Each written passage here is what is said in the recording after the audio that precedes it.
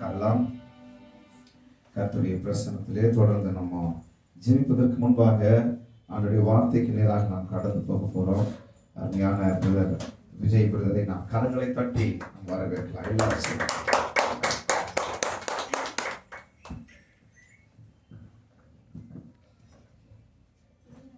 ஹல்லேலூயா.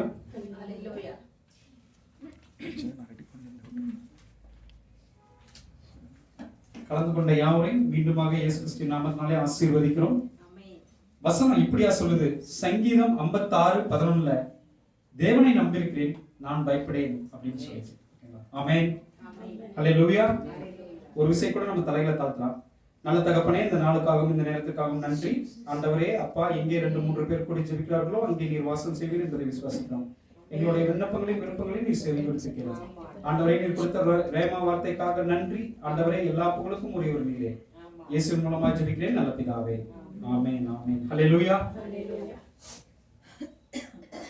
மீண்டுமாய் செய்தி கொடுக்க எனக்கு ஒரு சந்தர்ப்பத்தை ஏற்படுத்தி கொடுத்த நம் சபைக்கும் போதகருக்கும் எல்லாருக்கும் முதன்மையாக நம் கர்த்தராகிய இயேசு கிறிஸ்துவுக்கும் நான் நன்றியை தெரிவித்துக் கொள்கிறேன். நாம் நேரடியாக வார்த்தைக்கு கடந்து செல்லலாம். இன்னைக்கான தலைப்பு, நம்ம 2 நாளைக்கு முன்னாடி தான் அந்த செய்தி கொடுத்தோன்றதுனால அந்த 2 நாளைக்கு முன்னாடி கொடுத்த தலைப்பு மூன்றாவது தலைப்பான ஒரு தலைப்பை தான் இன்னைக்கு நம்ம வந்து மெயின் தலைப்பை நம்ம வைக்கிறோம். ஓகேங்களா? அது என்னன்றது நான் சொல்றேன். பார்த்தீங்க அப்படின்னா, நிறைய புறஜாதி மக்களை நம்ம விட்டுலாம், நம்ம ஆண்டவரை ஏற்றுக்கொண்ட மக்கள் நம்ம சொல்றேன். நமக்கு ஒரு கஷ்டம் வரும்போது இல்லை நமக்கு ஒரு ப்ராப்ளம் வரும்போது ஆண்டவரை எப்பயுமே நம்ம கேள்வி கேட்க ஆரம்பிச்சிடும். ஆண்டவரே, ஏன் ஆண்டவரே எனக்கு இப்படி ஒன்று கொடுக்குறீங்க? நான் உங்களை தானே நம்பி இருக்கிறேன். ஆனால் எப்போ பாரு நீங்கள் எனக்கு இப்படியே தரீங்களே, நான் என்ன பாவம் செஞ்சேன்? உடனே நான் என்ன பாவம் செஞ்சேன் அப்படின்னு. ஆனால் நம்ம அதில் மறந்துடுறோம், நம்ம ஏதோ ஒரு தவறு செஞ்சதுனால தான் நம்ம அந்த இதை ஃபேஸ் பண்ணுறோம் அப்படின்றதே நம்ம மறந்துடுறோம். நம்ம ஏதோ ஒரு தப்பு செய்யறதுனால தான் அதற்கான ஒரு விளைவுகளா நமக்கு அந்த ஒரு துன்பமோ இல்லை ஒரு கஷ்டமோ இல்லை ஏதோ ஒரு ஒரு ப்ரெஷரோ ஏதோ ஒன்று நமக்கு வருது இல்லைங்களா? அதை நம்ம மறந்துட்டு ஆண்டவரை கேள்வி கேட்க ஆரம்பிச்சிடும். அப்படி நம்ம கேள்வி கேட்கக்கூடாது. இவ்வளவு நாளும் நம்மளை வந்து நடத்திருக்கிறார், இவ்வளவு நாளும் நமக்கு ஜீவனை தந்திருக்கிறார், சுகபலன் ஆரோக்கியத்தை தந்திருக்கிறார். அதாவது நம்ம வந்து ஒரு பிரச்சனைன்னு பார்ப்போம். ஒரு எடுத்துக்காட்டுக்கு எடுத்தோம்னா, அப்பா உனக்கு என்னப்பா நீ நல்லா இருக்கிற அப்படின்னு சொல்லுவாங்க. ஆனா நம்மளோட கஷ்டம் நமக்கு தான் அப்படின்னு அவனுக்கு பதில் சொல்லுவோம். நல்லா பாருங்க, அவன் வந்து நமக்கு என்ன சொல்லுவான் அப்படின்னா, நீ என்னப்பா நல்லா இருக்கிற, உனக்கு என்னப்பா எல்லாம் எல்லாமே இருக்கு அப்படின்னு. ஆனா நம்ம என்ன சொல்லுவோம், என் கஷ்டம் எனக்குப்பா, உனக்கு என்ன தெரியும் அப்படின்னு அவன்கிட்ட. இல்லைங்களா? ஆண்டவர்கிட்ட போயிட்டு எனக்கு இன்னும் இது பத்தல அது பத்தலன்னு மட்டும் நம்ம என்ன பண்ணுவோம், நிறைய கேட்டுட்டே இருப்போம். எவ்வளவு கொடுத்தாலும் கேட்டுட்டே இருப்போம். இன்னைக்கு காலையில் 100 ரூபா கொடுத்தா உடனே நாளைக்கு காலையில் தான் கொடுத்துட்டாரு. கேட்டு இன்னொரு 0 பக்கத்துல சேர்த்து என்ன காசை பணம் அவர் கொடுக்க போறாருன்னு 1000 ரூபாய் கேட்போம். 1000 ரூபாயும் அவர் கொடுத்துறாருன்னு வச்சுங்களேன். அடுத்து திரும்ப ஒரு 0 என்னத்துக்கு கேட்கறதுன்னு ஆயிப்போச்சு, போடு ஒரு 2-3 0 சைட்ல அப்படின்ட்டு 1 லட்ச ரூபா கொடுன்னு கேட்போம். படிப்படியா கூட நம்ம கேட்க மாட்டோம். அவர் கொடுக்குறாருன்னு தெரிஞ்சுட்டா உடனே எடுத்துட்டு ஓடி போயிடுறது. ஓகேங்களா? ஆனால் அவர் ஏதாவது ஒரு கஷ்டத்தை கொடுக்குறாரு இல்ல நம்மளை சோதிச்சு பார்க்கறாருன்னா மட்டும் நம்ம ஒத்துக்கிறது இல்லை. ஆண்டவரே இதோட போதும் இதுக்கு மேல எனக்கு தாங்காது, நான் என்னால முடியாது அப்படின்னு. சரி, அப்படி நம்ம சொல்லிட்டு கூட ஆண்டவரோடையே நம்ம நிலைச்சு இருந்தோம்னா ஒரு பிரச்சனையும் இல்லை. ஆனால் நிறைய தேவ மக்கள்கள் என்ன பண்ணிடுறாங்க, தேவ பிள்ளைகள் என்ன பண்ணிடுறாங்க அப்படின்னா, ஆண்டவரை விட்டு உடனே போயிடுறாங்க. அதுக்கு காரணம் என்னன்னா, அவங்க உடனே சொல்றது வந்து என்னன்னு பார்த்தீங்க அப்படின்னா, என்னோட குடும்ப சூழ்நிலைப்பா அப்படின்வாங்க. ஒரு சிலர் அவங்களோட பெனிஃபிட்காக, இந்த உலக பிரகாரமான காரியங்களுக்காக, இந்த உலகத்தின் சந்தோஷத்துக்காக, அது எதுவானா இருக்கலாம், ஒரு இச்சையா இருக்கலாம், இல்ல அவங்களோட பேராசையா இருக்கலாம், இல்ல இன்னொருத்தர் மேல ஏற்பட்ட ஒரு பொறாமையா கூட இருக்கலாம், வழிவெளிக்கு போயிடுறாங்க. அப்படி வழிவெளிக்கு போயிடக்கூடாது. அப்படி வழிவெளிக்கு போயிட்டீங்க அப்படின்னாக்க ஆண்டவர் திரும்ப நீங்க வர வரைக்கும் பொறுமையா இருப்பார். ஆனா உங்களோட இருக்க மாட்டார். ஆனா உங்களோட இருக்கணும்னு ஆசைப்படுறவர் ஆண்டவர். ஓகேங்களா? ஆனா உங்களோட எப்பயுமே இருந்துட்டு உங்களை கெடுக்கணும்னு நினைக்கிறது சாத்தான். இவ்வளவுதான் வித்தியாசம். சாத்தானும் சரி ஆண்டவனும் சரி உங்களோட இருக்கணும்னு ஆசைப்படுவாங்க. ஆனால் ஆண்டவர் நீ ஏற்றுக்கிற வரைக்கும், நீ விருப்பப்படுற வரைக்கும் அவர் உங்க கூட வராம நீ என்னை ஏத்துக்க மாட்டியா அப்படின்னு எதிர்பார்த்து கொண்டு இருப்பார். ஆனா சாத்தான் அப்படி கிடையாது. நீ வேணாம்னு சொன்னாலே அவன் என்ன பண்ணுவான், நம்மளோட வந்துடுவான், நம்மளோட வந்து ஒட்டிக்குவான், நம்மள படாத பாடு பண்ணுவான். ஆனால் அது நம்ம என்ன பண்ணுவோம் அப்படின்னா, சில உலக காரியங்களுக்காக அதை நம்ம ஏத்துக்குவோம். அப்படி நம்ம ஏற்றுக்கூடாது. ஆண்டவரையே நம்ம எப்பயும் நம்பியிருக்கணும். ஆண்டவரையே நம்ம எப்பயும் நம்பியிருந்தால் நம்மளோட வாழ்க்கை எப்படி இருக்கும் அப்படின்றத இன்னைக்கு ஒரு சிறு 3 தலைப்புல ஒரு 4 வசனத்தை மட்டும் நான் எடுத்து சொல்றேன். மீண்டுமா சொல்றேன், நமக்கு பைபிள்ல ஒரு தலைப்பு நம்ம எடுத்தோம்னா அதுக்கு 1000 வசனங்கள் இருக்கும். நம்ம 1000 வசனங்களும் பார்க்க போறதில்ல. இன்று நமக்கு கொடுத்த டைம் படி ஒரு 4 வசனங்களை மட்டும் நம்ம சுருக்கமா பார்க்கலாம். ஓகே. கர்த்தரை நம்பி முன்னோக்கி நகர்த்தல். ஆண்டவரை நம்பிட்டேன், இனி அவர்தான் அப்படின்றது தான் நமக்கு இன்னைக்கான தலைப்பு. சரி, வாசிக்கலாம். முதலாவது வசனம் ஆதியாகமம் 1:26. அதுக்கு முன்னாடி படைப்புகளில் நம்மை எந்த இடத்துல வைத்திருக்கார்? ஆண்டவர் தானே எல்லாத்தையும் படைத்தார். அவர் நம்மளை எந்த இடத்துல வைத்திருக்கிறார் அப்படின்றதுக்கு நான் சொன்ன இந்த வசனமே ஒரு மிகப்பெரிய உதாரணம்.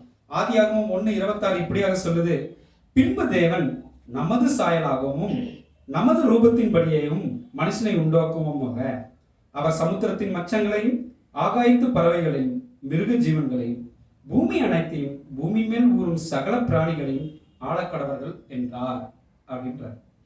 உலகத்துல படைத்த அத்தனை உயிரினங்களுக்கும் அவங்க நம்மள ஆளுன்னு சொல்லல, இந்த மனித படைப்பை தான் என்ன சொல்றாரு, நமது சாயல், அதாவது அவரை போலவே ஒரு சாயலை படைச்சிட்டு இந்த நான் படைத்த மொத்த உயிரினங்களுக்கும் நீதான்பா ராஜா அப்படின்ட்டார்.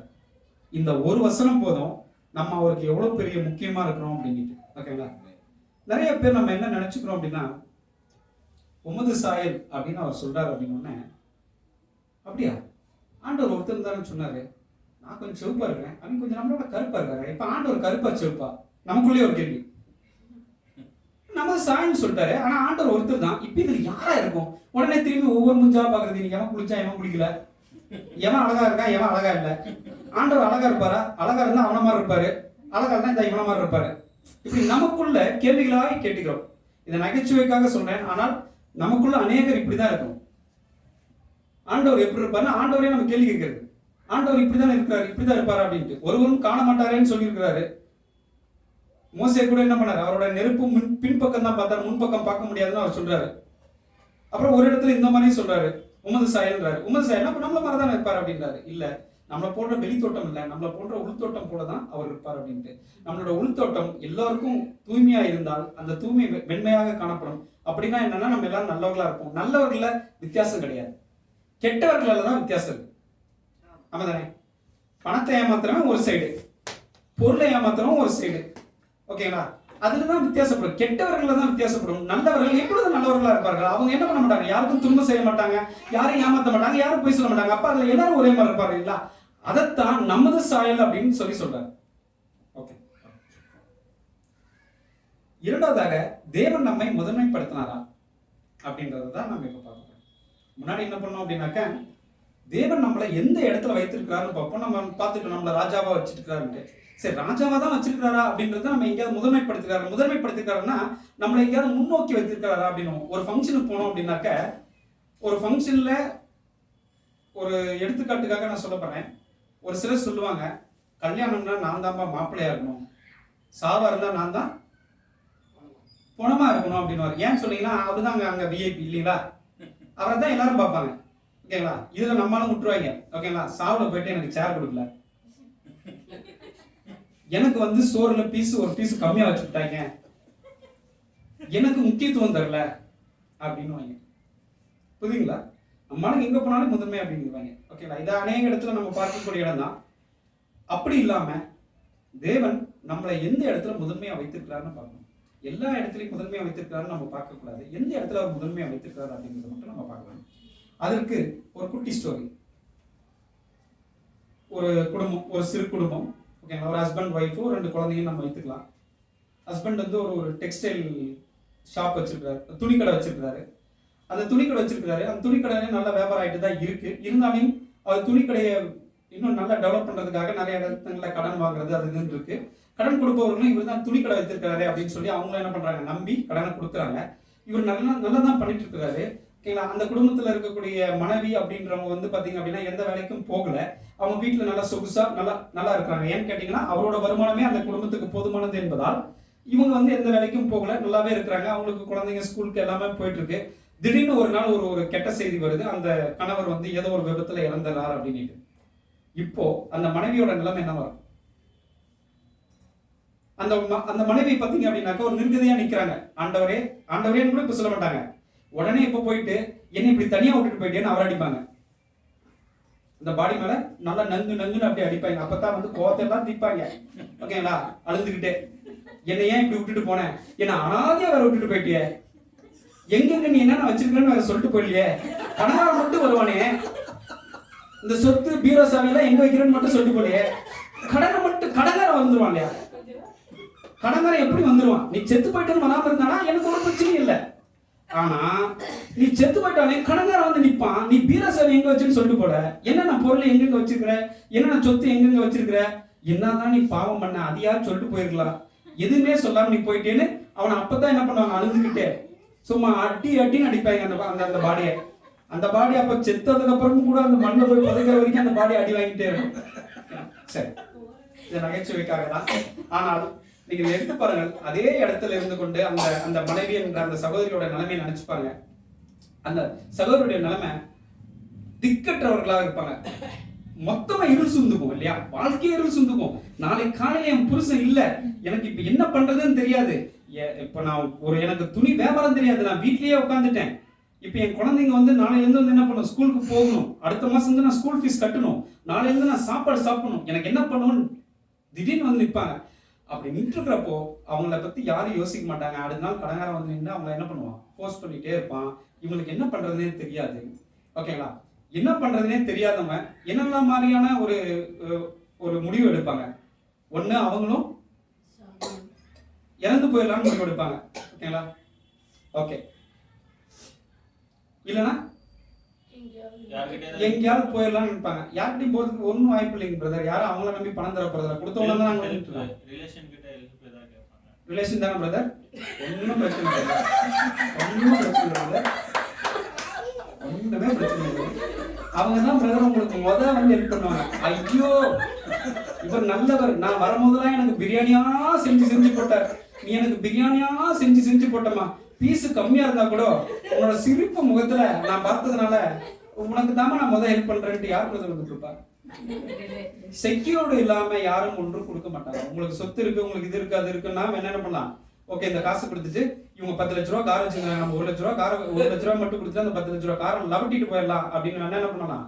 உங்க வீட்டில் ஏதாவது இருந்தால் கொடுப்பாரு. ஆனால் கடங்காரன் வந்து அங்க நிற்கும் போது எந்த ஒருத்தரும் வந்து நிற்க மாட்டாங்க. அப்படி வந்து நிற்கிறவன் யாராக இருப்பான் என்றால் கொஞ்சம் நமக்கு ஒரு டைம் மட்டும் வாங்கி கொடுப்பான், அவ்வளவுதான். மனிதர்களாகிய நம்ம என்ன பண்ணுவோம் அப்படின்னா, எப்ப அவங்களுக்கு கேட்போம், உங்களுக்கு தெரியாதா புருஷன் இறந்துட்டு என்ன பண்றதுன்னே தெரியாம இருக்கிறாங்க, ஓகேவா ஒரு கொஞ்ச நாள் அவங்களுக்கு டைம் கொடுப்பா, அவங்க எல்லாம் கட்டிடுவாங்க அப்படின்னு மட்டும் நமக்கு தான் சொல்லுவாங்க தவிர உதவி செய்யறவங்களுக்கு யாரும் இல்லை. அப்படின்ற சமயங்கள்ல நீங்க என்ன பண்ணணும் அப்படின்னா, பாத்தீங்களா தேவப்பிள்ளையாக நம்ம ஆண்டவர் இருக்கிறாரு, நம்ம ஆண்டவர் நம்பி இருக்கணும்னு யாருமே சொல்ல பார்த்தீங்களா, எல்லாருமே வந்து பக்கத்துக்காரன் அவங்காரன் இவங்காரன்றீங்க, இப்படிதானே சொல்றீங்க. இதுதான் நான் முன்னாடியே சொன்னேன், தேவப்பிள்ளைகள் வழித்தவரை போறதுக்கு காரணம் என்னன்றது நான் முதல்ல சொல்லிட்டு தான் இந்த இடத்துக்கே நான் வரேன். ஓகே சரி, இப்ப அந்த சகோதரி எனக்கு யாரும் இல்லை, எனக்கு குடும்பத்தார் இல்லை, யாரும் ஹெல்ப் கிடைக்காது, ஓகேவா நண்பர்கள் எனக்கு யாரும் இல்லை, யாரும் ஹெல்ப் கிடைக்காது அப்படின்றப்போ அவங்க என்ன பண்ணுவாங்க அப்படின்னா, எனக்கு யாருமே இல்லையா ஆண்டவரே, இனி நீங்க தான் அப்படின்னு அவங்க எந்த அளவுக்கு அவங்க வந்து ஒரு ஃபெய்த்ல இருந்திருப்பாங்கன்னு தெரியாது, விசுவாசத்துல இருந்திருப்பாங்கன்னு தெரியாது.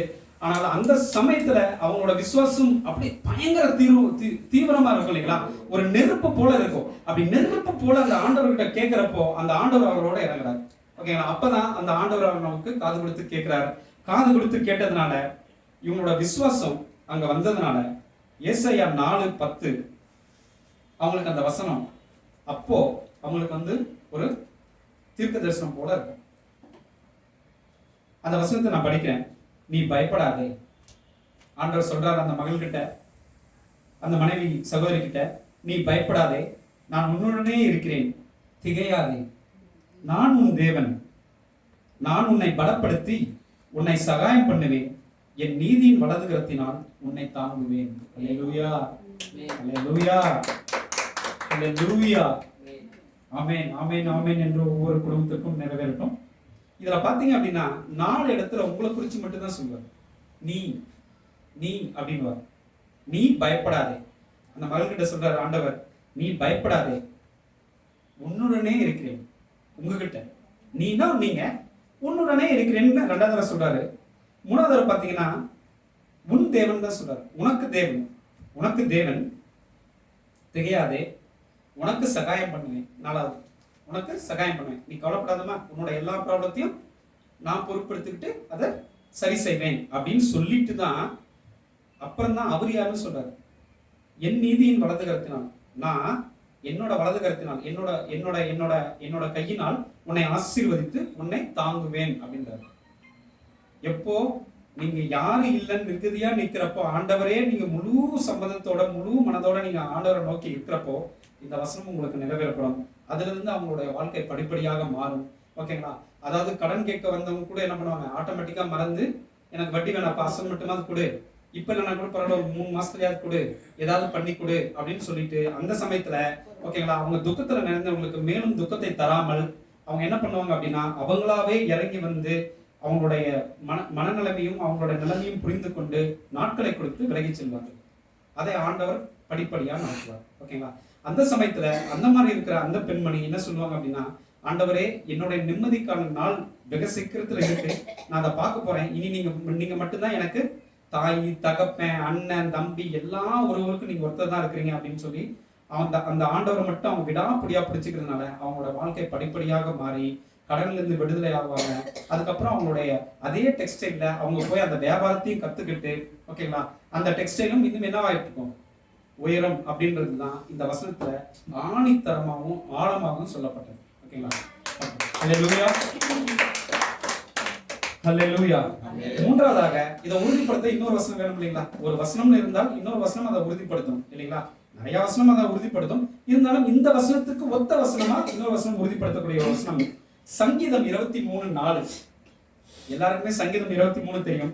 நான் மரண இருளின் பள்ளத்தாக்கிலே நடந்தாலும் பொல்லாப்புக்கு பயப்படேன், தேவரீர் என்னோடு கூட இருக்கிறீர், உம்முடைய கோலும் உம்முடைய தடியும் என்னை காக்கும் அப்படின்ற இதுதாங்க அதை உறுதிப்படுத்தக்கூடிய வசனம். அந்த சமயத்துல அந்த அந்த அந்த சகோதரி அந்த மனைவியின் அந்த புருஷனுடைய மனைவி சகோதரிக்கு எப்படி இருக்குமா, மரண இருள், என்ன பண்றதுன்னே தெரியல. மஞ்சுளா சிஸ்டர் சொன்னது மாதிரி எடுத்த உடனே சொல்லிட்டாங்க, சாகரத்தான வழி அப்படின்ட்டாங்க. அப்ப தானே மரண இருள் தான், எனக்கு வெளிச்சமே எங்கேயுமே ஒரு துளி கூட கிடையாது, எங்க சுத்தி பார்த்தாலுமே இல்லை அப்படின்றதுக்கு போல நான் மரண இருளின் பள்ளத்தாக்கில் நடந்தாலும் அவ்வளவு பெரிய கஷ்டத்துல நடந்தாலும் பொல்லாப்புக்கு பயப்படேன். அங்க வரக்கூடிய எந்த துன்பத்துக்கும் எந்த ஒரு இதுக்கும் நான் பயப்பட மாட்டேன். காரணம் என்னோட தேவன் இருக்கிறார், அவருடைய கோலும் அவருடைய தடியும் என்னை காக்கும் அப்படின்னு சொல்றாங்க. ஹல்லேலூயா. இந்த இடத்துல இருந்து இந்த 2 வசனத்தை நீங்க பார்த்தப்போ நம்மளை முதன்மைப்படுத்திட்டாருன்றது உங்களுக்கு நல்லா புரியும். ஹல்லேலூயா.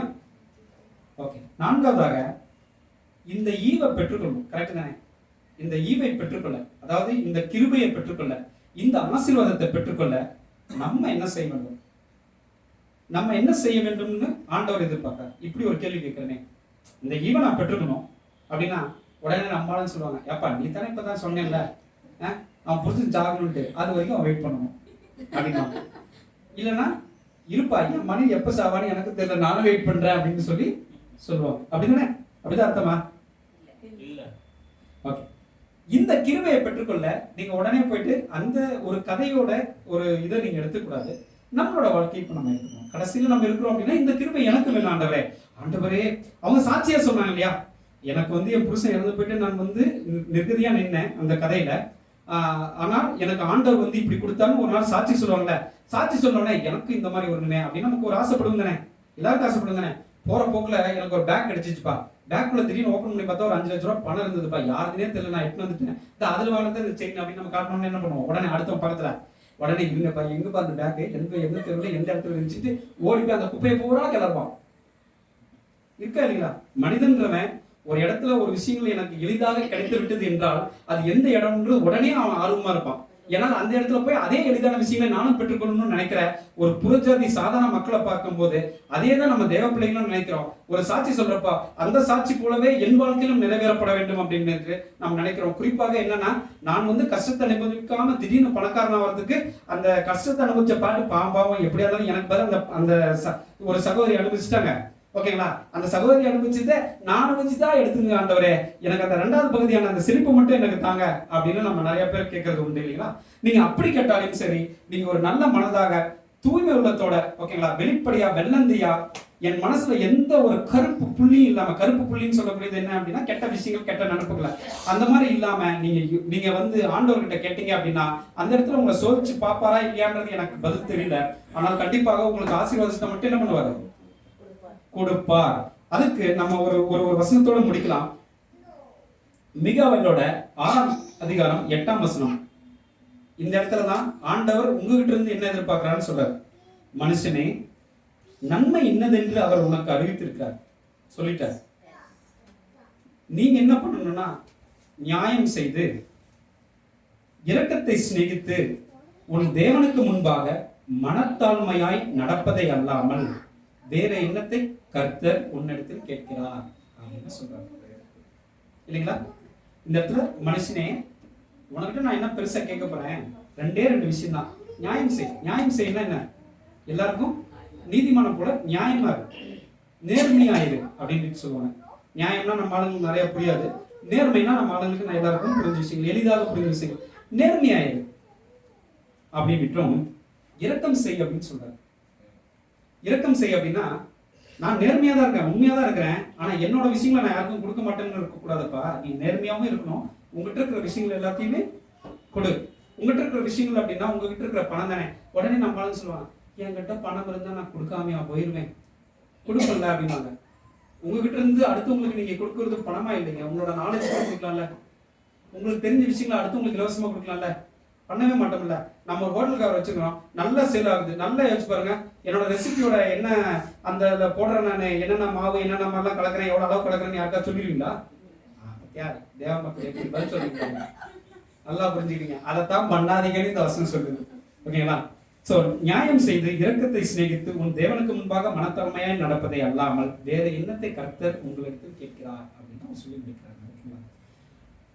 அவர் என்ன சொல்றாரோ அதை செய்து முடிக்க வல்லவராக இருக்கிறார். அதுல நமக்கு எந்த ஒரு டவுட்டும் வேண்டாம். ஓகேங்களா? உலகத்தரமான பதிலை நம்ம விட்டுட்டு பதிலில் கூட நம்ம ஆண்டவர் என்ன நினைப்பார், எப்படி இருக்கணும்னு சொல்லக்கூடிய வசனத்தை நம்ம பதிலா சொல்ல பழகிக்கிட்டோம் அப்படின்னா, நம்ம உண்மையிலேயே நம்மளோட உள்ளம் தூய்மையா இருக்கும், வெண்மையா இருக்கும், வெள்ளந்தியா இருக்கும், குழந்தையை போல் இருக்கும். குழந்தைகிட்ட மட்டும்தான் எந்த ஒரு கபடமும் இருக்காது. அந்த குழந்தை பேச்சுல தான் அதுக்கு மொழி தெரியாது அப்படின்னாலையும் அந்த குழந்தையோட பேச்சு நம்ம பேசுறப்போ கேட்கிறப்ப தான் நம்மளோட மனது இலகாகும். மொழியே தெரியலன்னா கூட பரவாயில்ல, புரியலன்னா கூட பரவாயில்ல, ஒரு குழந்தை அப்படின்னு நம்ம சொல்றப்போ அது நமக்கு ஒரு இலகாகும். அந்த குழந்தை நம்ம மேல ஏறி இறங்குறப்போ நமக்கு என்னதான் உடம்பொழியா இருந்தாலும் அந்த குழந்தை ஏறி நமக்குள்ள இறங்குறப்போ அது நமக்கு ஒரு மசாஜ் பண்ணி விடுறது போல இருக்கும், இல்லையா? அது என்னதான் நம்ம மேல என்ன துன்புறுத்தல் பண்ணா கூட அது நமக்கு என்னவாதான் இருக்கும், இன்பமா இருக்கும். அது போலதான் ஒரு கஷ்டத்துல நமக்கு ஒரு இது வருது அப்படின்னா ஆண்டவர் நமக்கு கொடுக்குற சோதனையா எடுத்துக்கிடுங்க. சோதனையில நீங்க கண்டிப்பா என்ன பண்ணுவீங்க, சோதனையை கடந்துட்டால் கண்டிப்பா என்னதான் இருக்கு, வெற்றி தான் இருக்குன்றது உங்களுக்கும் புரியும், எனக்கும் புரியும், நம்ம தேவ பிள்ளைகளுக்கு எல்லாருக்கும் புரியும். ஓகேங்களா? இந்த நாளிலும் இந்த வசனத்தை கொடுத்த ஆண்டவருக்காக மீண்டும் நன்றி சொல்லுங்க. அல்லேலூயா, அல்லேலூயா. கர்த்தர் உங்களை ஆசீர்வதிப்பார். Thank you and God bless you.